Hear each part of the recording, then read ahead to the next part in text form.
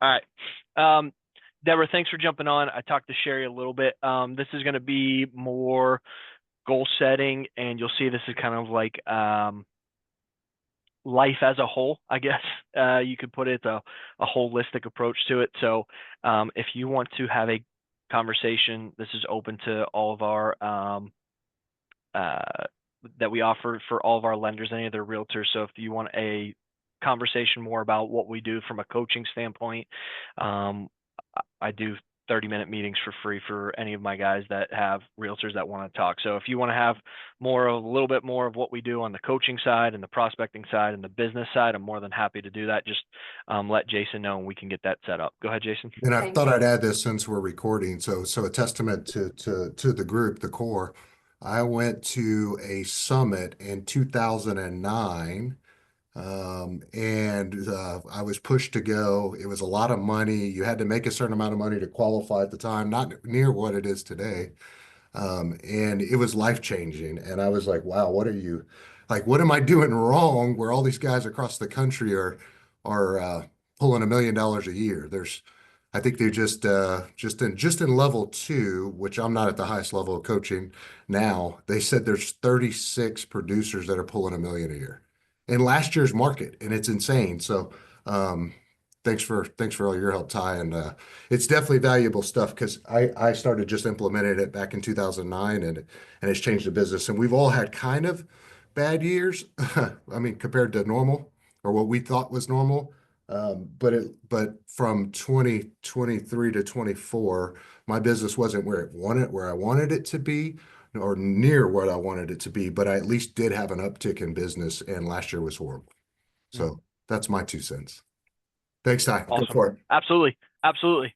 Yeah. Well, I appreciate everyone jumping on. I'm going to cover a lot of stuff.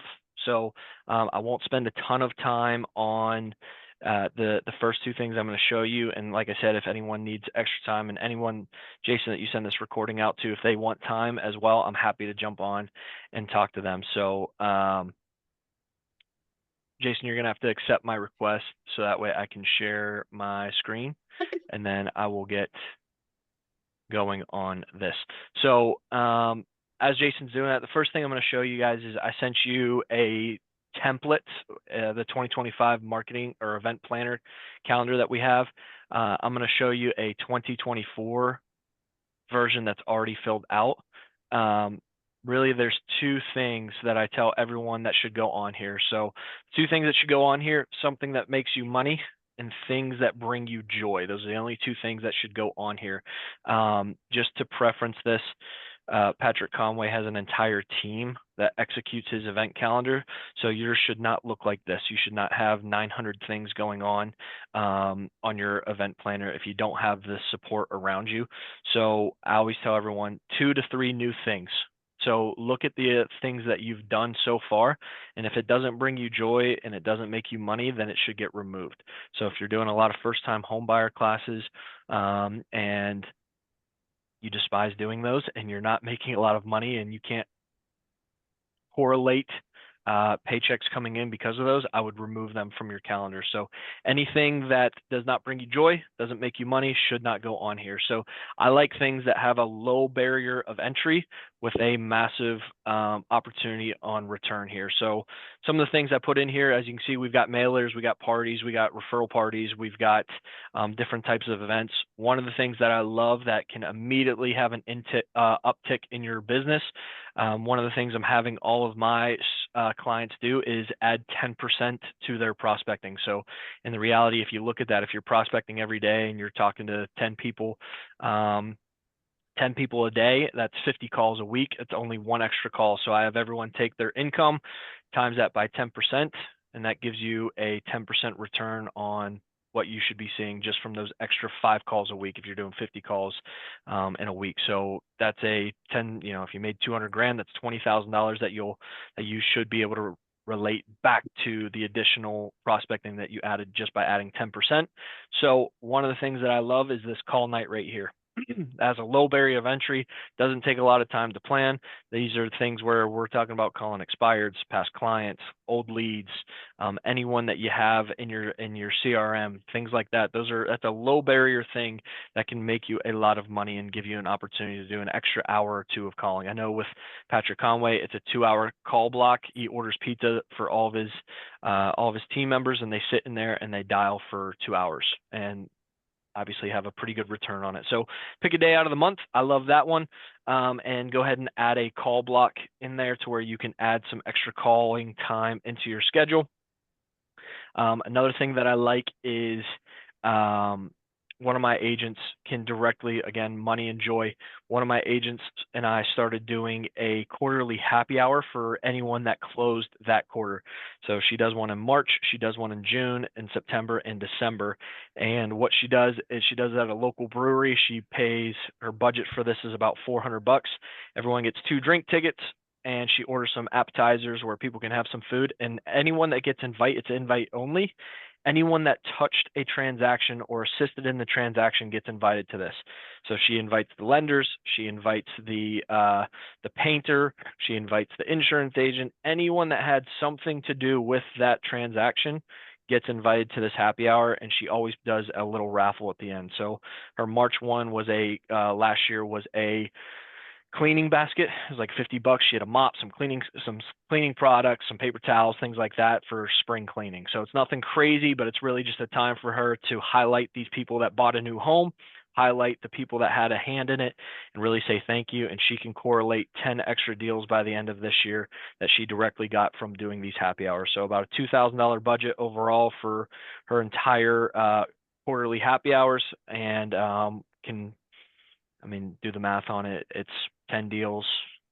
She's at a pretty high price point, so a pretty good return on her investment for sure. So I like things that have a low barrier of entry, things that are that you can replicate without having to become a event coordinator. So if you're a lone wolf kind of doing this, you don't want to be doing as much as you can see on here with Patrick Conway. So less is more in this sense. So if anyone has questions on the event calendar, let me know and I can answer that. But I did give you a 2025 version that's blank, and then I have the 2024 version attached as well, so you can kind of see an example of that.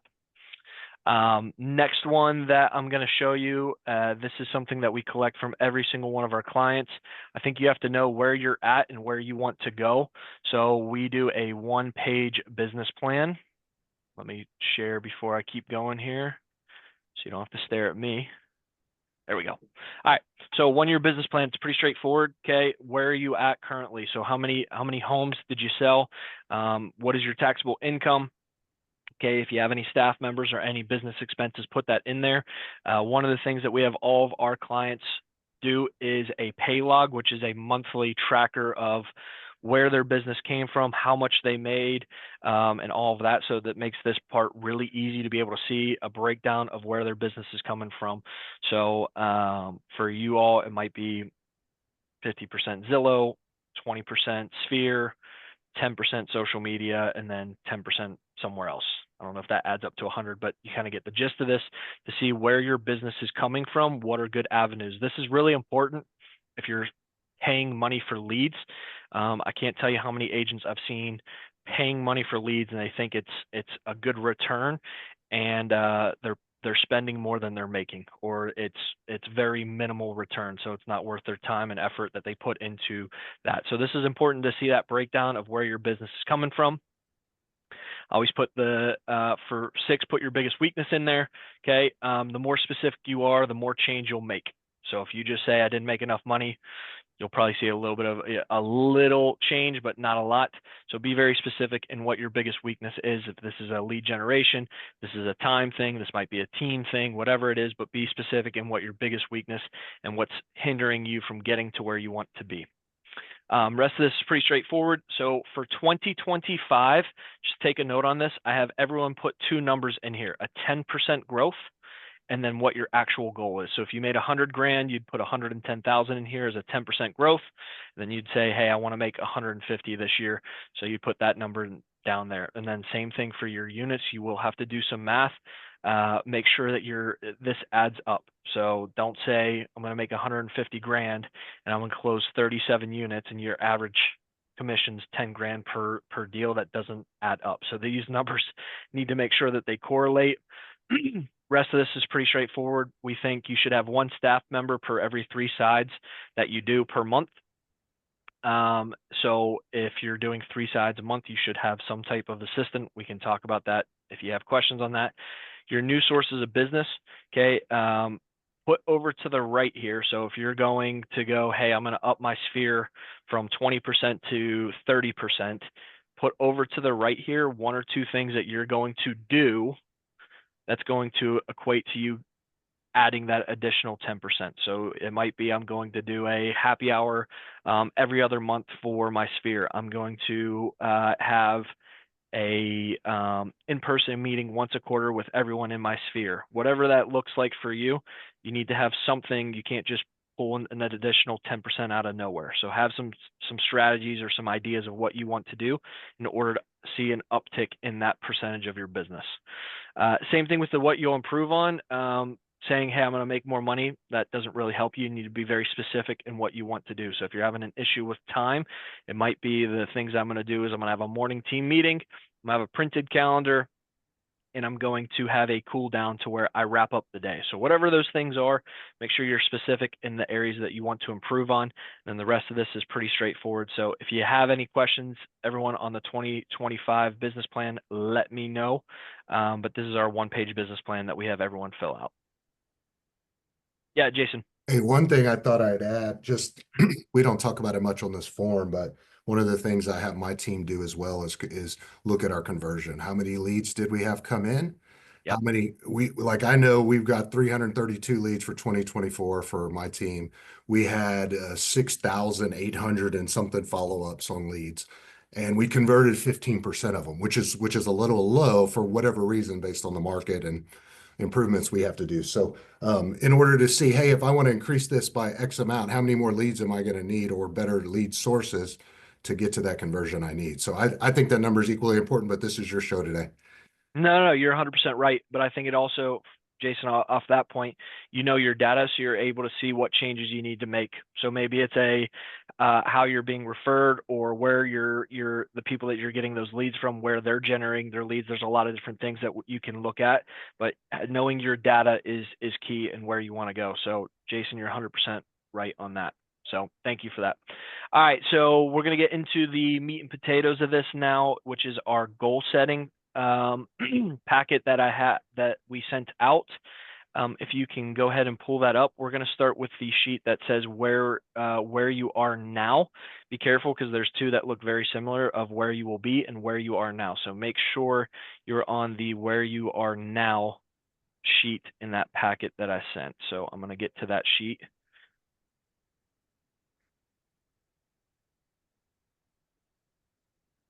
And it should look like that.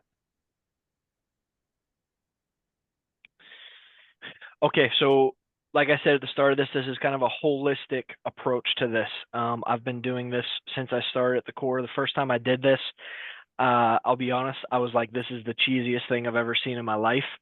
But the more and more I do this, the more and more it becomes one of my favorite things that we do here. I think this all corresponds. So if you're having issues at home, it's going to affect work. If you're having issues at work, it will affect money. If you're having issues with friends, it'll affect you and your family dynamic. So I think it's important that we take a holistic approach to this and look at these areas and where am I at now. So what you're going to do is you're going to put down your 2 biggest frustrations in each area of your life. Okay. So starting with work, put down the 2 things that just kind of hit you right in the gut. As soon as you hear work, what are your 2 biggest frustrations with that? That could be not generating enough leads. It could be my buyer presentation's not where I want it to be. It could be the lack of referral partners. It could be the lack of time I've spent at work, or I've spent too much time at work. So what are your 2 biggest frustrations around work? Go ahead and write those down. Don't worry about the rating system yet. We'll get to that here in a second.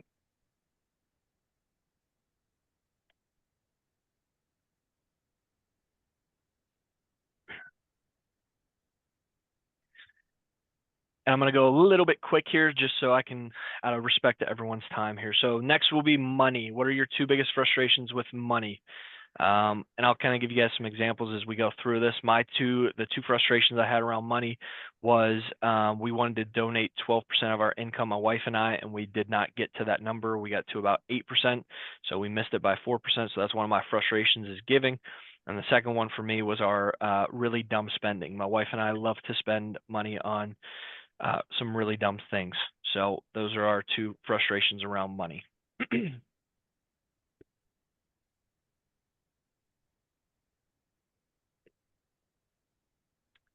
Next is love life. What are your two frustrations around love life? For me, we always said we'd do a weekly date night. That was one of the goals we set last year.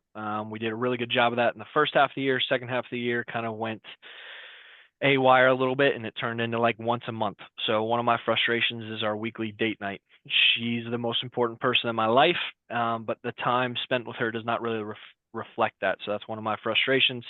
And then the second one was we have a 2.5-year-old, and we wanted to do 3 weekend getaways, just the two of us. There's nothing more romantic than a 2.5-year-old kicking you in the face on your romantic beach trip weekend. So that was a lot of fun. Super romantic.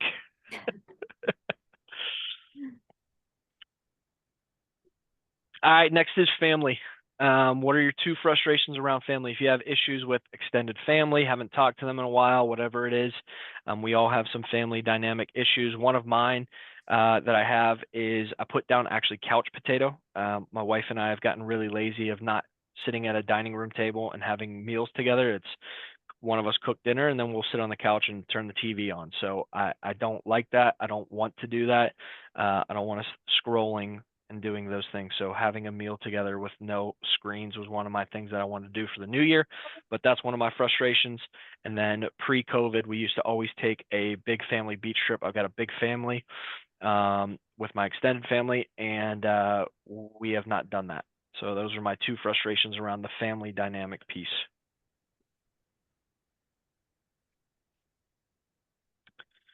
Next is spirituality. I am a professing Christian, so this makes this box pretty easy. If you're not religious, I always tell people think of this as like mind, body, spirit type of thing. So my two frustrations around spirituality was spiritual outpouring with my daughter, and then again, COVID. You guys can kind of see a theme with me of being really complacent and comfortable. I turn the service on and sit on the couch and semi-watch the service on Sunday mornings. So that's one of my frustrations, is not actually going to church as much as I should.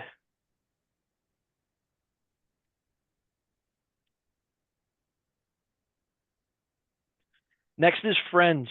Friends, what are your two biggest frustrations with friends? I think everyone goes through seasons of life. I'm in a season of life with a young daughter where my friends kind of suffer a little bit. But I need to, one of my frustrations is I've said no more than I've said yes. So whether that's going out for a drink after work, whether that's going to a concert, coming over and playing games or whatever it is, saying no to my friends more than I've said yes. And then we used to always, before my daughter was born, do a guy's trip and a girl's trip. My wife and I would organize those. We have not done that. So that's one of my frustrations, is just a guy's weekend or a girl's weekend. I've not done that.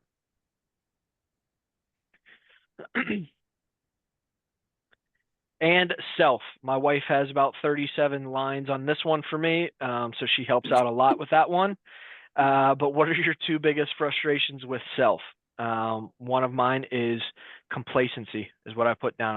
I've become very comfortable in my life, and I don't want to be comfortable. I want to grow, and I don't think 2024 was a year of growing for me. I would say it was a year of just stagnant across pretty much all aspects of life. I was just very comfortable.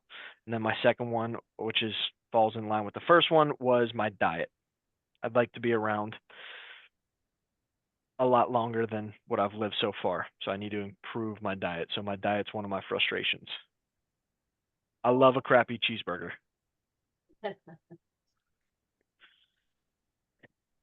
All right. Once you fill out those 7 boxes, okay, you're gonna have one number for each area. Okay, 10 is you are perfect.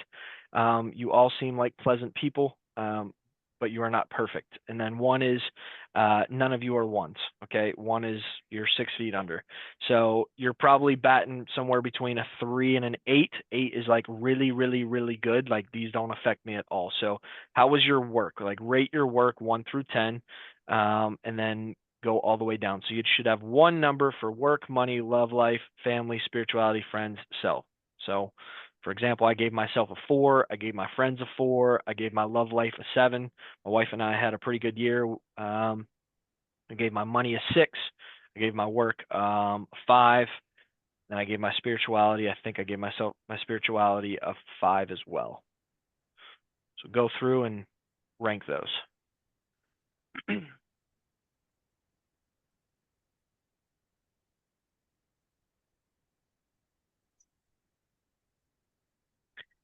And this is the part, everyone, where I started, where the core kind of lost me the first time I did this. Like I was like, I'm 30 years old and I'm doing arts and crafts. This is amazing. So we're going to do a little arts and crafts today. What you're going to do is you're going to take what you ranked your each area, okay, and you're going to plot a dot on the lines. So if you gave your money a 5, you're going to go 1, 2, 3, 4, 5, put a dot. Work, I gave myself a 6, so I'm going to go 1, 2, 3, 4, 5, 6, plot a dot, and so on. Once you do that, you'll connect all the dots, so you'll have some type of round, crazy shape or figure.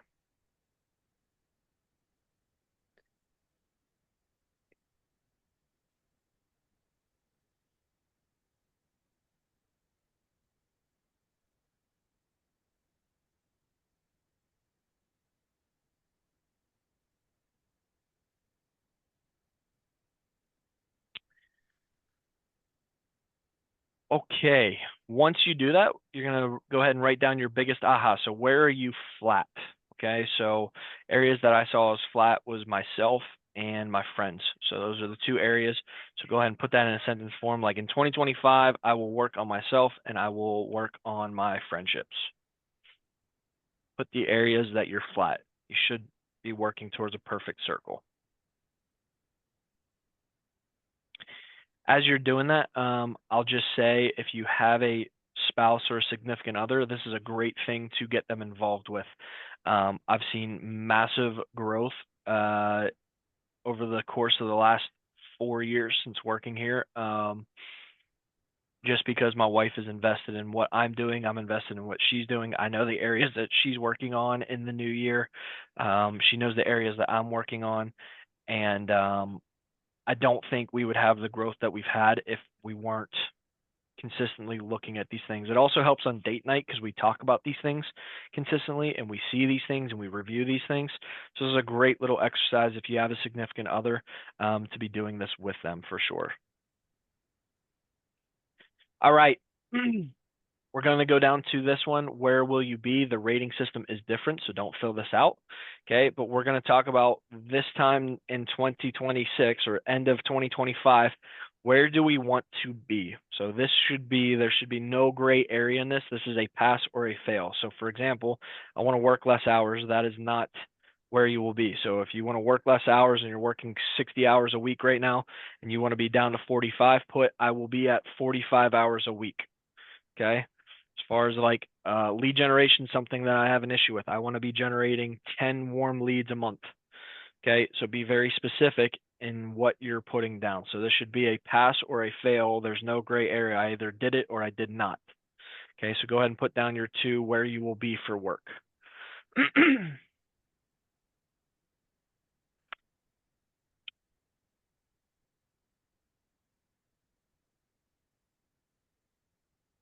Same thing for money. Where will you be with money? I will donate 12% of my income and I will save 20% of my income.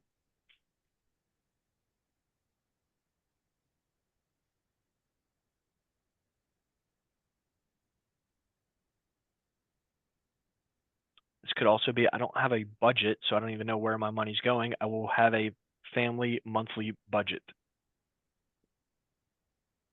And if anyone would like a personal budget, we can share that with you as well. Love life. Where will you be with love life? I will have a weekly date night with my wife and I will go on a trip with just the two of us. My 2-year-old will stay behind and watch the dogs, and I will go on 3 long weekends with my wife. That's a joke. I'm not leaving my 2-year-old at the house by herself. I forgot this is recorded, so I got to be very careful on that I don't have someone showing up at my front door to do a wellness check. That's what grandparents are for. That is what grandparents are for. That is correct. All right, family, where will you be? My wife's a nurse. She works nights, so we'll have 4 meals together at the dinner table with no screens. I will plan the family beach trip for my extended family.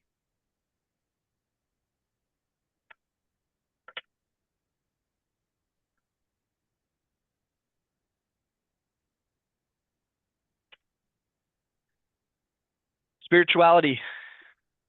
I will do some spiritual outpouring with my daughter 5 nights a week. I will have my butt in the pew 3 times a month. So 3 Sundays a month I will be in church.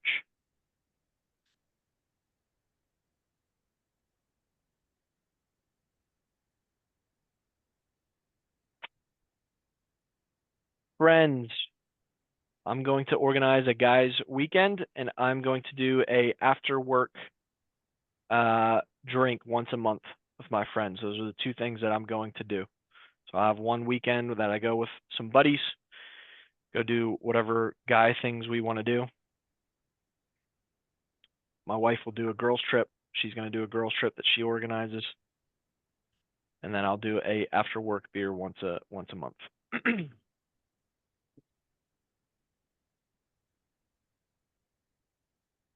Self.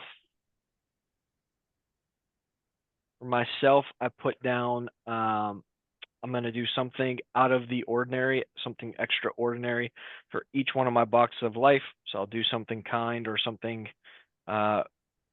special for each box.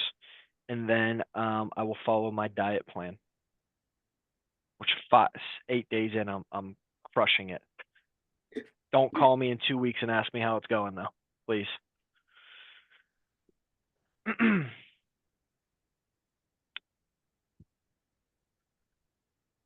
Okay, once you do that, okay, what you're going to do is you're going to rank these of the area that you need to see the biggest improvement. So looking at where you are now, it's kind of gauging where you're at. So just to give you an idea, we're not saying money is more important than your love life or your family, but this might be the area that you need to see the biggest growth. So for myself, when doing this, I put myself as number 1 where I need to see the biggest growth. I need to really work on me being a better version of me for work, for my family, for my friends, all around. So I put myself as number 1. So go through and you should have 1 through 7. So 1 is being the most important. Next was friends. Next was my work. Next was my money. So I went 1, 2, 3, 4, 5, 6, 7. So put them in order of what area do you need to see the biggest growth, or if this year, in a year from now, if you look back and go, hey, I at least accomplished this. This is the area I need to see the biggest improvement.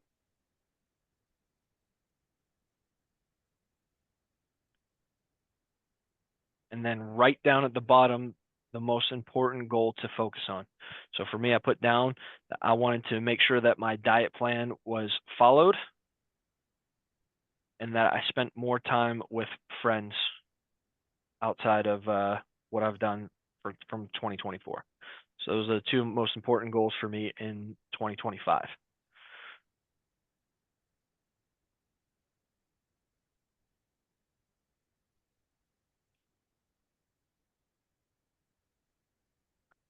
Okay, for the sake of time, I'm going to let you all do this on your own just to give you guys some ideas. My wife and I always order crappy Chinese food and a bottle of wine, and we do this, and it's a lot of fun. But we talk about what we want to do in our 1-year vision. So we put down our vacations, we put down our long weekends. I like to use the stuff and toys as motivators, or if I accomplish this, then I get this. So for example, I'm a big Pittsburgh fan. My whole family's from Pittsburgh, so I'm a big Penguin, Pirate, Steeler fan. So I have a specific goal that if I accomplish this, then I get to go back to Pittsburgh to see Crosby play before he retires. So I put things in here that I use this as a motivator or as like a reward if I accomplish something that I set a goal for. So I like to do that with the stuff. Put some things on here that you would like to get. The rest of this is really straightforward on here. The next one in here is your 5-year vision. So the example I always use for this is as you go through and things kind of change, of course, as through different seasons of life, but go back to like 16-year-old you, right? I always go back to I use the car as the example. When I was in high school, I was going to drive this Audi R8. That was going to be my car that I was going to drive. And then in college, I started to see and have a better understanding of money. And I was like, well, yeah, BMW sounds good. That sounds better and more reasonable. And now my Ford Explorer that's paid off is like the dream car. So it's funny how things kind of change the older you get, and your goals, the older you get, seem to shrink. So I want you to dream really, really big on your 5-year vision. So like what would Jay-Z do? What would that vacation look like? So what is your dream vacation? What's a dream long weekend? What's your dream house and your dream car and your dream boat and your dream watch or your pocketbook, whatever that looks like? What is your dream stuff that you would that you would love to have if money wasn't an issue? Okay. And then same thing with all of your assets and things like that. Really put down where you want to be and some things that you really want to accomplish in 5 years. So some of your accomplishments might be to be one of the top agents in Texas. It might be, as you can see, write a book. It might be run a marathon. It might be go to a Super Bowl game. Whatever those accomplishments or those things that you want to accomplish, really put these things down. Okay. Like I said, I would do this with your significant other if you have one. Great assignment or a great thing to do or as a date night for sure. So definitely love doing this with my wife, and we enjoy looking at some of the things that we've already accomplished and some things that we really like. So what I will tell you is I keep my where I will be, and then I'll open this up for questions here. I keep where I'll be next to my toothbrush. So every morning as I'm brushing my teeth, I'm looking at where I will be in each one of these boxes. And so it's one of those of kind of a gut check for me of, am I working towards these things or am I not today? Am I just kind of letting today slip? So I laminate it and I look at it every single morning on where I want to be in 2025. And kind of what we said at the start of this, it's crazy if you write these things down, you're 60% more likely to accomplish these things and look at it consistently. So that would be my advice and best practice of what I've seen in the short time I've been doing this that I think works the best. So strongly encourage you guys not to just put this at the bottom of your desk, and when 2025 is ending that you pull it out and you're like, oh yeah, I forgot I wrote that down. Really review these things and look at it and make sure you're making a conscious effort each day to better one of these boxes or strive towards your goals of where you want to be at the end of this year. So that's it. I know there's a lot that I showed you guys. So are there any questions, comments, or anything at all before I let you all run? And Jason, thanks for doing this, by the way. Appreciate it. I don't know if anyone has any questions, but I just put it in the chat too. I told Ty I was going to do this. So if anyone wants to go over the playbook that the core keeps very secretive, I just put the hand that feeds you as an agent, which is the top 6 categories of business. Just there's a little screenshot, but I've got all the details if anyone wants to review that 101. They don't like us giving out the playbook, but I'm happy to go over it with anyone. Thank you. Thank you, Jason. Yep. Thank you all for making it today. Thanks, guys. Thank you. All right. Take care. If you have any questions, let us know. Will do. We'll see you. Take care. Bye. Bye. Bye.